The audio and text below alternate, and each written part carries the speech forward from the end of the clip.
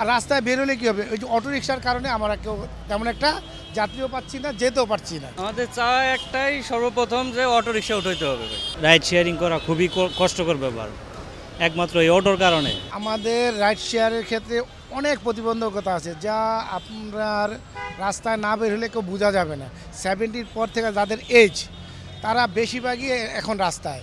এরকম অবস্থা যাদের মানে বলার অপেক্ষায় নাই, তাদের মানে আর্নিং সোর্স অফ ইনকাম খুবই কম। মানে বাসার পারিপার্শ্বিক অবস্থা খারাপ বইলেই সবাই এখন রাস্তায়।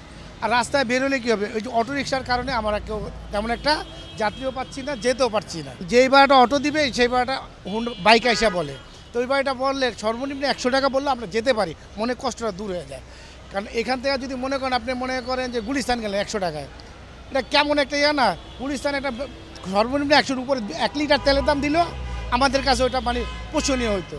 যেন কোড এলাকায় এরা বলে 150 টাকা, অথচ কোড এলাকা আগে 300 টাকা, 200 হলে আমাদের জন্য ওটা সেফ ছিল। 150 প্লাস হলে যে মানে 20 টাকা বেশি হলে আমরা মোটামুটিভাবে প্লিস্ট হতাম, স্যাক্রিফাইস হতাম। কিন্তু এখন এমন একটা অবস্থা হয়েছে, আমরা এক একজন চেহারা তাকায় থাকি, যায় কিছু করার নাই। কারণ ওর অভাব আছে, আমারও অভাব আছে, নাই তা না, সবারই ভাই অভাব আছে। আমাদের অসুবিধা বর্তমানে যাত্রীর সংখ্যা খুবই কম, যদিও মাঝে মাঝে 2-1টা যাত্রী আসে যেখানে দেখা যায় ভাড়া 200 টাকা, সেখানে তারা ভাড়া বলে 100-120 টাকা, এর বেশি ওঠে না। আমরা হিসাব করি কি 1 কিলো বাইক চালালে আমাদের খরচা আসে প্রায় 10 টাকা। এটা তো শুধু তেল আর মোবিল না, বাইকের অনেক খরচ আছে। এগুলো মিলে 1 কিলোতে আমাদের খরচই যায় প্রায় 10 টাকা। এক জোড়া চাকার দাম 12,000 টাকা, একটা চাকা 1 বছর যায়, তাহলে মাসে 1,000 টাকা আপনার চাকার প্রতি খরচ গেল। ক্লাস প্লেট আছে, আরও রিং পিস্টন আছে, অনেক খরচ। এগুলোতে দেখা যায় আমাদের 8 থেকে 10 টাকা পার কিলো খরচ পড়ে দেয় একটা বাইকে, শুধু তেল আর মোবিল দিয়েই হয় না। এখন আমরা সেখানে কি করি, ধরেন 20 টাকা পার কিলো হিসেবে আমরা নিয়ে নিই। 10 টাকা করে চললে সারাদিনে দেখা যাচ্ছে আমাদের 70 কিলো গাড়ি চলছে, 700 টাকা গাড়ির খরচ বাদ দিয়ে আমাদের থাকে। এর মধ্যে যদি যাত্রী যদি বলে 200 টাকার ভাড়া 120 টাকা, তাহলে আমরা কেমন করে চলি বলেন?